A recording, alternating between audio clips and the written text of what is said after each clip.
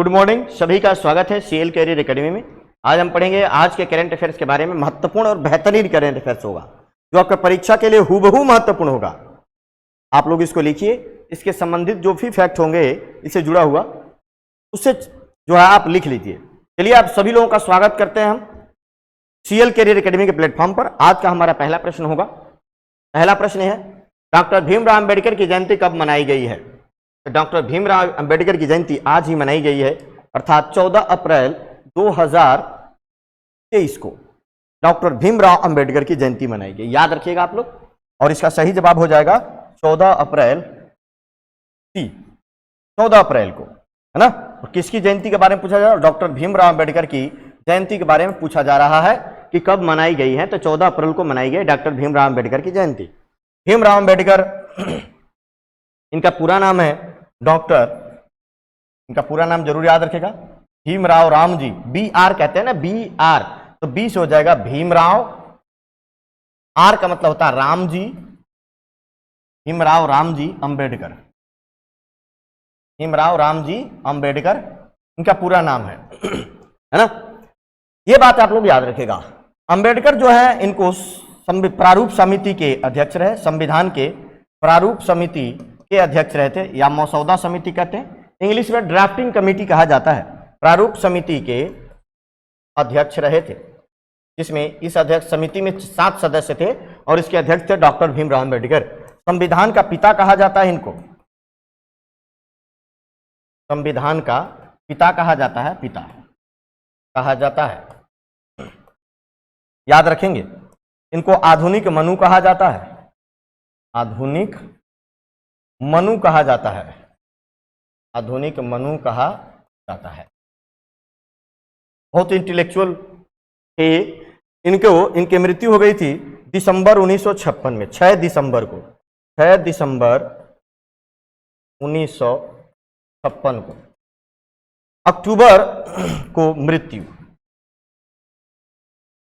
हो गई थी। अक्टूबर 1956 में इन्होंने बौद्ध धर्म ग्रहण कर लिया था। अक्टूबर 1956 में बौद्ध धर्म ग्रहण कर लिया था, बौद्ध धर्म ग्रहण कर लिया था इन्होंने। अंबेडकर को भारत रत्न कब मिला? 1990 में, 1990 में भारत रत्न मिला, भारत रत्न दिया गया अंबेडकर को, भारत रत्न 1990 में दिया गया। ये सारी बातें अंबेडकर के लिए बहुत ही महत्वपूर्ण है और वेरी वेरी मोस्ट इंपॉर्टेंट है डॉक्टर भीमराव अंबेडकर के बारे में। आप लोगों को भीमराव अंबेडकर के बारे में बड़े अच्छे से पढ़नी चाहिए। संविधान निर्माता डॉक्टर भीमराव अंबेडकर की जयंती 14 तारीख को मनाई गई।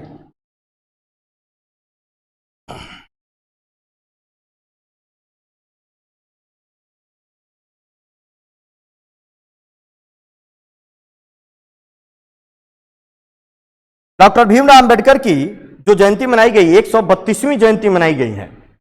कौन सी जयंती? 14 अप्रैल को कौन सी जयंती मनाई गई? 132वीं जयंती मनाई गई है अंबेडकर की, 132वीं जयंती। ये भी एक महत्वपूर्ण, कौन सी जयंती मनाई गई है? 132वीं जयंती मनाई गई है डॉक्टर भीमराव अंबेडकर की। इनका जन्म कब हुआ था? 1891 में महू मध्य प्रांत, अब मध्य प्रदेश में है ना। तो इनका जन्म हुआ था 14 अप्रैल 1891 में। जन्म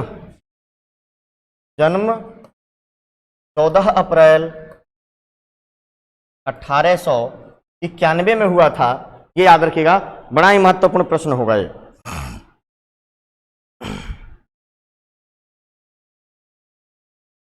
छह दिसंबर 1956 में इन्होंने महापरिनिर्वाण, इनके मृत्यु को महापरिनिर्वाण दिवस कहा जाता है। भारत रत्न मिला। इन्होंने मूक नायक पत्रिका निकाली 1920 में, बहिष्कृत भारत, मूक नायक इन्होंने पत्रिकाएं निकाली, है ना। मूक नायक पत्रिका, बहिष्कृत भारत पत्रिका, बहिष्कृत भारत, मूक नायक पत्रिका इन्होंने 1920 में निकाली थी। बहिष्कृत भारत पत्रिका 1927 में, समता 1929 में, जनता 1930 में पत्रिकाएं निकाली। जाति प्रथा का विनाश पुस्तक लिखा बुद्ध या कार्ल मार्क्स। अछूत वे कौन थे, है ना, हु इज शुद्रास, अछूत कैसे बन गए, है ना, ये सब लिखा हुआ ना। संगठन बहिष्कृत हितकारिणी सभा संगठन बनाया, स्वतंत्र लेबर पार्टी बनाया, अनुसूचित जाति फेडरेशन बनाया, तो ये सारी चीजें बनाई। अप्रैल के बारे में अंबेडकर के बारे में और पढ़िएगा आप लोग। 13 अप्रैल 2023 को यूरोपीय अंतरिक्ष एजेंसी नासा ने, यूरोपीय अंतरिक्ष एजेंसी ने, नासा नहीं, यूरोपीय अंतरिक्ष एजेंसी ने किस ग्रह के लिए और उसके उपग्रहों के लिए, किस ग्रह और उसके उपग्रहों के लिए अध्ययन के लिए जुपिटर आईसी मून्स एक्सप्लोरर अर्थात ज्यूस, है ना, ऐसे भी कहता है ज्यूस मिशन शुरू किया है। ज्यूस मिशन किसके लिए हुआ है? जुपिटर अर्थात बृहस्पति, किस ग्रह और उसके उपग्रहों के अधिकतर के लिए, तो नाम ही लिखा है जुपिटर। नाम क्या है? Jupiter IC moons explorer, short में क्या बोलते हैं? जूस मिशन शुरू किया। तो इसका जो सही जवाब हो जाएगा वो होगा बृहस्पति अर्थात जुपिटर के बारे में। जुपिटर और उसके उपग्रहों के अध्ययन के लिए यूरोपीय अंतरिक्ष एजेंसी, यूरोपियन अंतरिक्ष एजेंसी ने जुपिटर आईसी मून्स एक्सप्लोरर अर्थात जूस मिशन शुरू किया है ना, बृहस्पति और उसके उपग्रहों के अध्ययन के लिए। याद रखिएगा, प्रश्न बहुत ही महत्वपूर्ण है, बहुत ही महत्वपूर्ण है प्रश्न ये। आप लोग इस प्रश्न को लिख के रखिएगा, परीक्षा में 100% आएगा, 100% छपने वाला प्रश्न है परीक्षा में। इसका फोकस गैनीमीड पर होगा। इसके कौन कौन से? बृहस्पति और उसके बर्फीले चंद्रमा गैनीमीड, कैलिस्टो, यूरोपा की जानकारी। गैनीमीड बृहस्पति के उपग्रह, गैनीमीड सबसे बड़ा उपग्रह है, कैलोपा,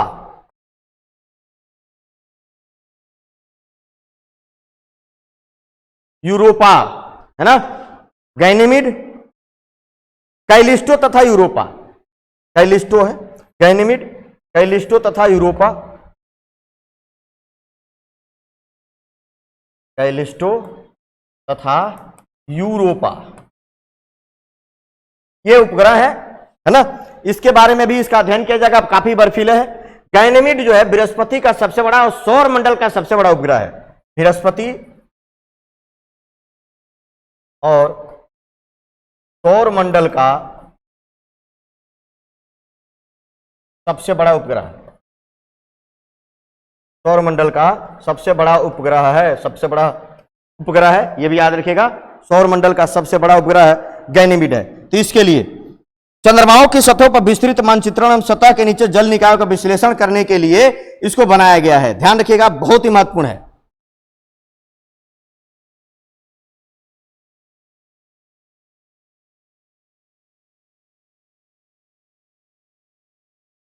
बृहस्पति एक गैसीय ग्रह है और इसके बाह्य ग्रह कहा जाता है। यह सबसे बड़ा ग्रह है और गैसीय ग्रह है। गैसीय ग्रह, इसको गैसीय ग्रह कहा जाता है। और बाह्य ग्रहों की श्रेणी, बाह्य ग्रह कौन कौन था? बृहस्पति, शनि, अरुण और वरुण, ये बाह्य ग्रह हैं। अभ्यंतर या आंतरिक ग्रह बुध, शुक्र, पृथ्वी, मंगल। अमेरिका और किस देश ने बालिकातन संयुक्त अभ्यास किया है? अमेरिका और किस देश ने बालिकातन संयुक्त अभ्यास किया है? तो देखेंगे अमेरिका और फिलीपींस ने बालिकातन संयुक्त अभ्यास किया है। बड़ा ही महत्वपूर्ण है। इसका सही जवाब हो जाएगा सी। अमेरिका और किसने? फिलीपींस ने बालिकातन संयुक्त अभ्यास किया है। याद रखिएगा, महत्वपूर्ण प्रश्न होगा बालिकातन संयुक्त अभ्यास। उद्देश्य क्या है? हिंद प्रशांत क्षेत्र में खतरों का संयुक्त रूप से जवाब देने के लिए उद्देश्य हिंद प्रशांत क्षेत्रों में, हिंद प्रशांत क्षेत्रों में संयुक्त खतरों का जवाब देने के लिए सेनाओं की क्षमता में सुधार, क्षेत्रों में खतरों का जवाब देने के लिए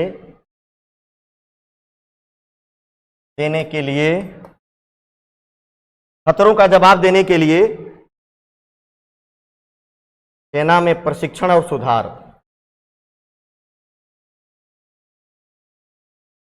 सुधार याद रखेंगे। सेना को प्रशिक्षण दिया जाएगा, सेना में सुधार किया जाएगा।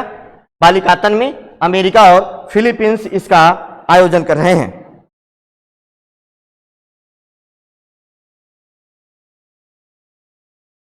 यह अभ्यास पहली बार 1991 में हुआ या पहली बार 1991 में हुआ था, आयोजित हुआ था, ये भी याद रखिएगा। और बालिकातन का अर्थ क्या होता है? कंधे से कंधा मिलाना, कंधे से कंधा मिलाना इसका अर्थ है। बालिकातन का अर्थ है कंधे से कंधा मिलाना, याद रखिएगा, कंधे से कंधा मिलाना इसका बालिकातन का अर्थ है। वेरी वेरी मोस्ट इंपॉर्टेंट है। बालिकातन का अर्थ कंधे से कंधा मिलाना है।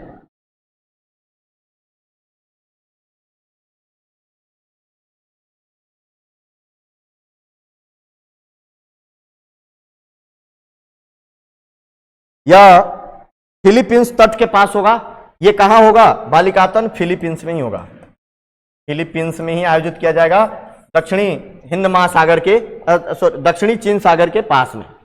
हाल ही में ओपेक देशों ने कितने मिलियन बैरल प्रतिदिन तेल कटौती घोषणा की है? बहुत ही महत्वपूर्ण प्रश्न है, वेरी वेरी इंपॉर्टेंट। ओपेक कंट्रियों ने कितने मिलियन बैरल प्रतिदिन तेल उत्पादन में कटौती घोषणा की है? एक किया है 1.16 मिलियन, सही जवाब हो जाएगा डी, 1.16 मिलियन, है ना, प्रतिदिन 1.16 मिलियन बैरल प्रतिदिन तेल उत्पादन में कटौती की घोषणा कर दी है। याद रखेंगे, बड़ा महत्वपूर्ण प्रश्न होगा, 1.16 मिलियन, है ना। अब ये कटौती घोषणा क्यों की है इन लोगों ने, ओपेक देशों ने, ओपेक देशों और उसके संगठनों ने? वो इसलिए क्या है, बाजार में स्थिरता का समर्थन करने के लिए, बाजार में स्थिरता का समर्थन करने के लिए, स्थिरता का समर्थन करने के लिए,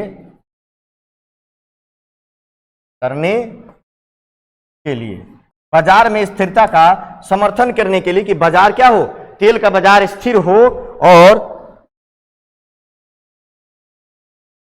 इसके मूल्यों में ज्यादा उतार चढ़ाव न हो, इसी का समर्थन करने के लिए तेल उत्पादन में 1.16 मिलियन बैरल प्रतिदिन की कटौती की घोषणा की है।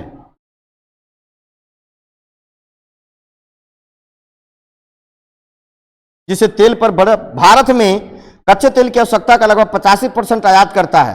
उत्पादन घटने के कारण कीमतों मूल्य में तेल का आयात का बिल बढ़ेगा। भारत पर क्या प्रभाव पड़ेगा?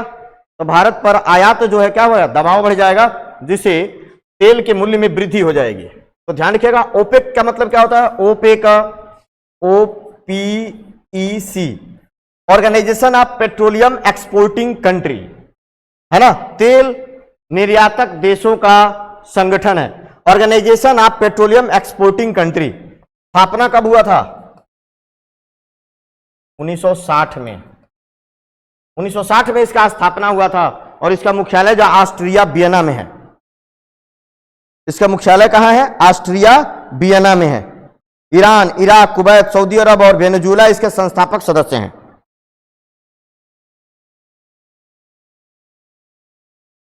मुख्यालय वियना ऑस्ट्रिया में है, मुख्यालय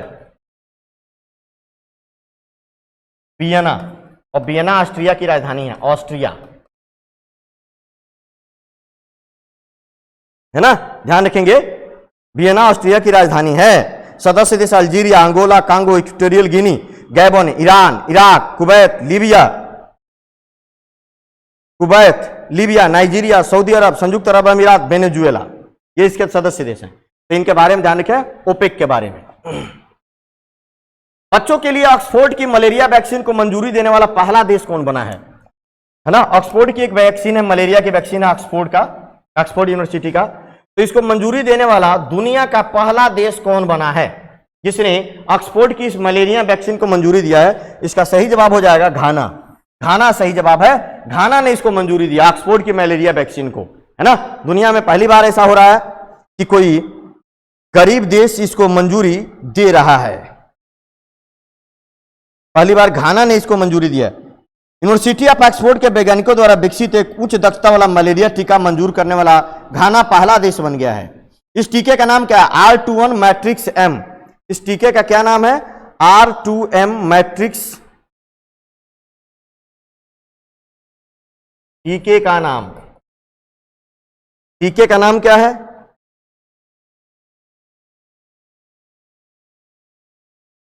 R21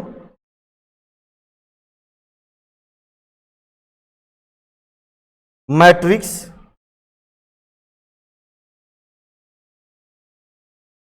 M, ये इस टीके का नाम है, याद रख लीजिएगा, इस टीके का नाम है। विश्व स्वास्थ्य संगठन 75% दक्षता के साथ इसको जो है मंजूरी दिया है। तो ध्यान रखिएगा, मलेरिया टीका ब्रिटिश दवा निर्माता ग्लैक्सो स्मिथ क्लाइन द्वारा पहली मलेरिया वैक्सीन मास्क्यूरिक्स है ना बनाई गई, जिसे WHO द्वारा 2021 में अनुमोदित किया गया था, है ना। तो ये बहुत ही महत्वपूर्ण प्रश्न बनेगा, ध्यान रखिएगा, वेरी वेरी मोस्ट इंपॉर्टेंट है।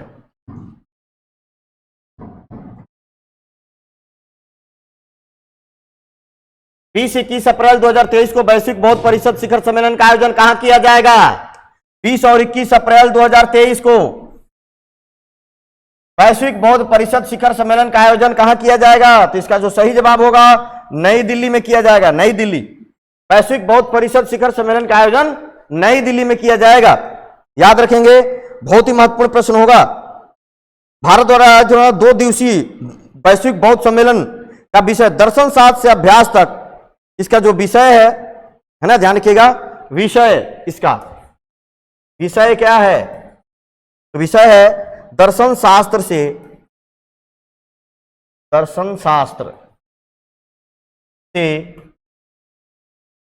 अभ्यास तक समकालीन चुनौतियों का जवाब। अभ्यास, दर्शन शास्त्र से अभ्यास तक समकालीन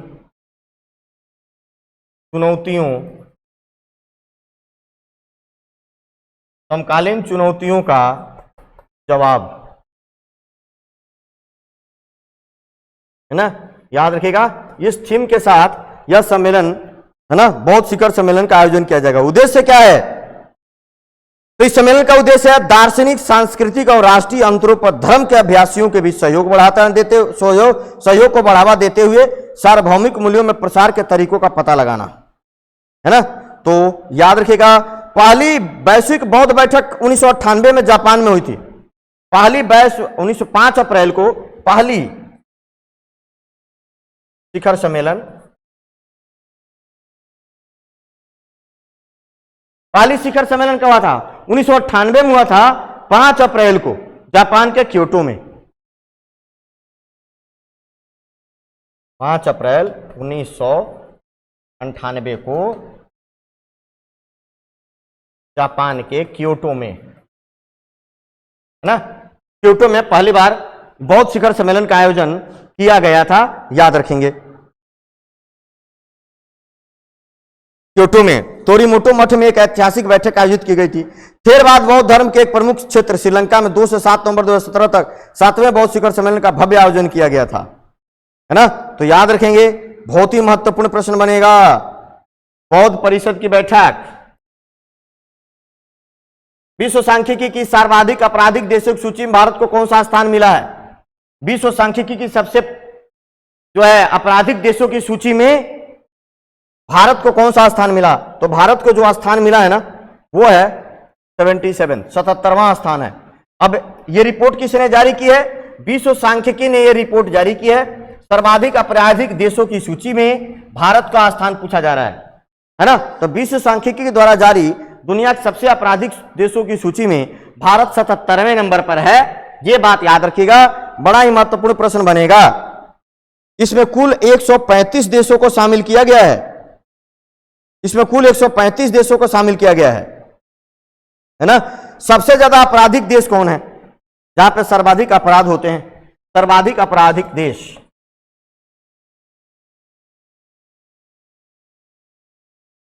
सर्वाधिक आपराधिक देश कौन है? तो सर्वाधिक आपराधिक देश है वेनेजुएला। वेनेजुएला 1 नंबर पर है, याद रखिएगा, वेनेजुएला 1 नंबर पर। दूसरा Papua New Guinea, Papua New Guinea. तीसरा अफगानिस्तान,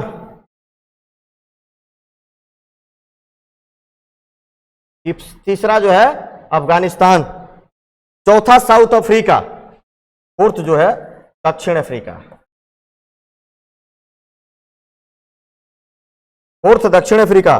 5 होंडुरास, पांचवा कौन है? होंडुरास,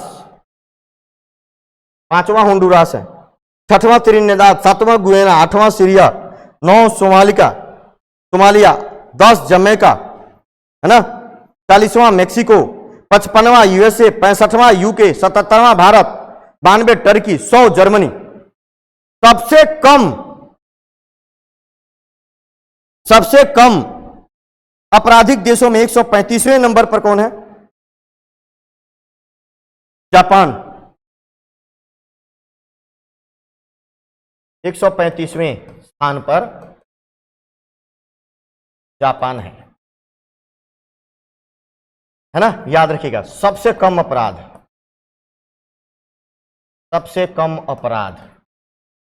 जापान में है। सबसे कम आपराधिक देश जापान है, जो 135वें स्थान पर, अंतिम स्थान पर 135 देशों को शामिल किया गया था। एसोसिएशन ऑफ डेमोक्रेटिक रिफॉर्म्स की रिपोर्ट में भारत के सर्वाधिक धनी मुख्यमंत्री कौन है? Association of democratic reforms ADR की रिपोर्ट में भारत के सर्वाधिक धनी मुख्यमंत्री कौन है? तो इस रिपोर्ट में सबसे ज्यादा धनी मुख्यमंत्री जिसे बताया गया है वो है वाईएस जगनमोहन रेड्डी, और ये आंध्र प्रदेश के सीएम हैं। आंध्र प्रदेश के सीएम जिनके पास 510 करोड़ रुपए हैं, 510 करोड़ की संपत्ति, 510 करोड़ की संपत्ति है। दूसरे नंबर पर कौन आएंगे? पेमा खांडू, अरुणाचल प्रदेश के मुख्यमंत्री हैं, दूसरे नंबर पर आते हैं पेमा खांडू, 163 करोड़, ये है सेकेंड, 163 करोड़ रुपए की इनके पास संपत्ति है। तीसरे नंबर पे आते हैं नवीन पटनायक थर्ड हैं, और इनके पास जो संपत्ति है नवीन पटनायक के पास 63 करोड़ है। 63 करोड़ नवीन पटनायक के पास है। तो 3 सबसे ज्यादा अमीर मुख्यमंत्री हैं। सबसे गरीब मुख्यमंत्री कौन है? ममता बनर्जी, सिर्फ 15 लाख। सबसे कम संपत्ति,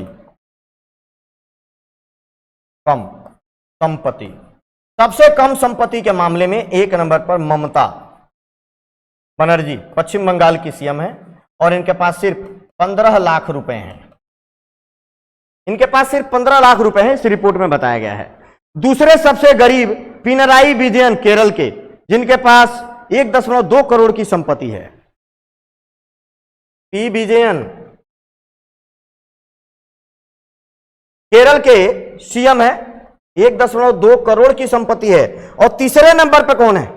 मनोहर लाल खट्टर, 1.3 करोड़ की संपत्ति है।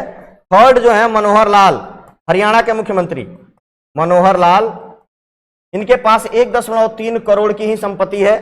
5वें नंबर पर योगी आदित्यनाथ आते हैं, है ना। तो 30 मुख्यमंत्री होंगे, 28 राज्य और 2 केंद्र शासित प्रदेश। 30 मुख्यमंत्रियों में से 29 करोड़पति हैं। 30 सीएम में से 29 क्या है? करोड़पति। करोड़पति कौन नहीं है?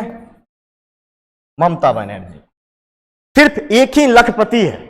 ममता बनर्जी के पास 15 लाख हैं। 29 मुख्यमंत्रियों में से 29 करोड़पति। तो ध्यान रखिएगा किसने रिपोर्ट जारी किया और क्या रिपोर्ट है। हाल ही में किसे एआईएमए ने business leader of the decade पुरस्कार से सम्मानित किया है? बिजनेस लीडर ऑफ डिकेड सम्मान से किसे सम्मानित किया गया है? याद रखेंगे, एआईएमए के business leader of the decade पिछले 1 वर्षों में सब बिजनेस लीडर के रूप में किसे सम्मानित किया गया है?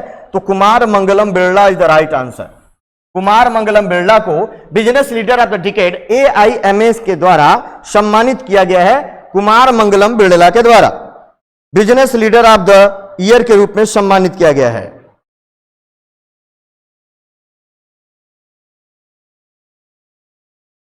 कुमार मंगलम बिरला को business leader of the decade से सम्मानित किया गया है। नागरिक उड्डयन और इस्पात मंत्री ज्योतिरादित्य सिंधिया ने अखिल भारतीय प्रबंधन संघ द्वारा पुरस्कार समारोह भारत के उच्च प्रदर्शन वाले प्रबंध नेताओं और संस्थाओं को राष्ट्र निर्माण में उनके योगदान के लिए 13वें मैनेजिंग इंडिया अवार्ड दिया है। 13वां अवार्ड है। कौन सा अवार्ड है? 13वां अवार्ड है, ध्यान रखिएगा। और किसने पुरस्कार जो है वितरित किए? नागरिक उड्डयन और इस्पात मंत्री, नागरिक उड्डयन और इस्पात मंत्री ज्योतिरादित्य सिंधिया। ज्योतिरादित्य सिंधिया ने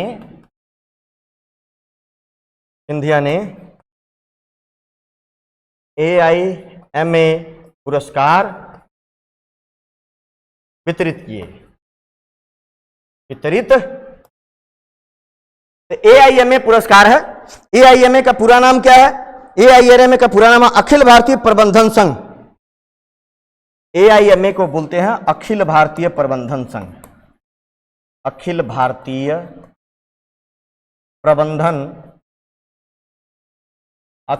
प्रबंधन संघ बोला जाता है।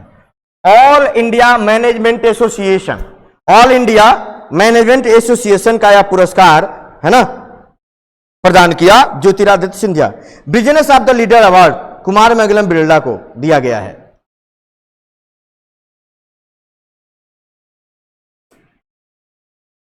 चौदह अप्रैल 2023 को किस राज्य में नव वर्ष का त्यौहार पुथंडू मनाया गया? ध्यान रखिएगा, 14 अप्रैल 2023 को किस राज्य में नव वर्ष का त्यौहार पुथंडू मनाया गया है? तो एक तमिल त्यौहार है। यह त्यौहार जो है एक तमिल त्यौहार है, तमिलनाडु में मनाया गया। पुथंडू जो है एक तमिल त्यौहार है।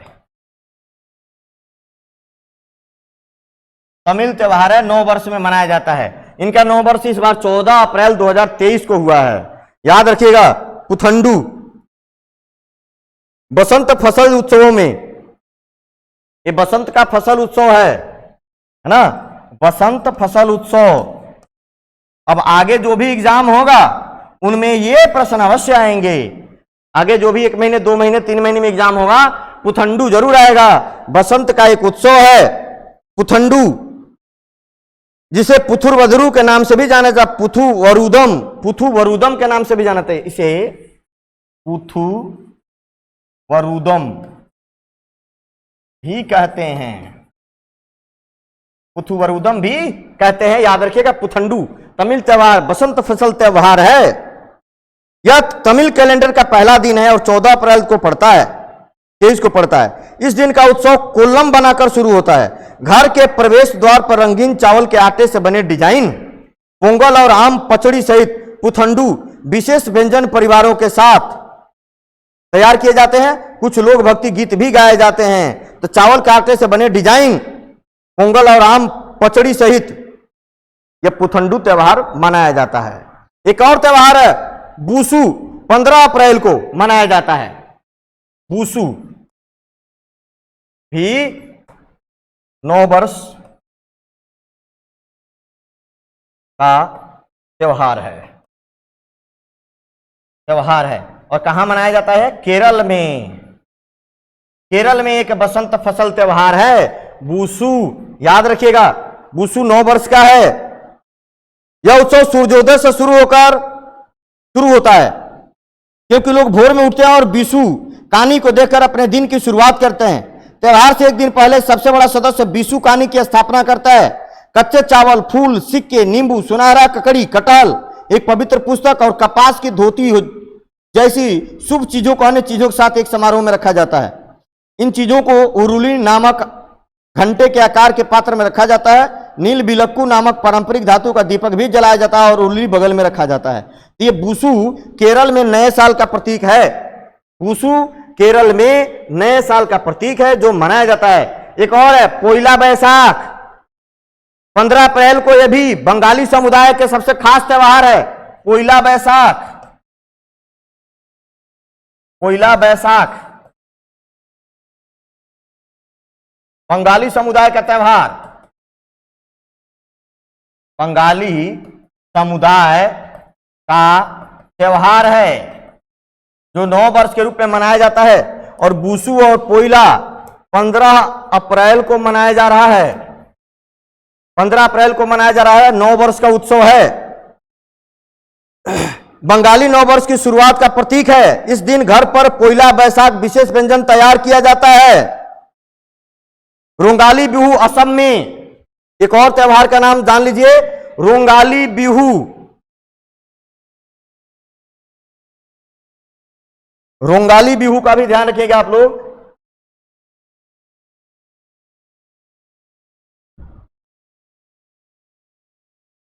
रोंगाली बिहू असम में नौ वर्ष का त्योहार है, याद रखिएगा। रोंगाली बिहू, पुथंडू, बूसू, पोइला बैसाख, ये चारों नौ वर्ष के त्योहार है, फसल त्योहार है। इन सबको याद रखिएगा, लिख लीजिएगा, परीक्षा में अवश्य आएगा 100%। तो चलिए आज के लिए इतना ही, कल फिर मिलेंगे इसी तरीके के प्रश्नों के साथ। सभी लोगों का बहुत बहुत धन्यवाद। जय हिंद, जय भारत।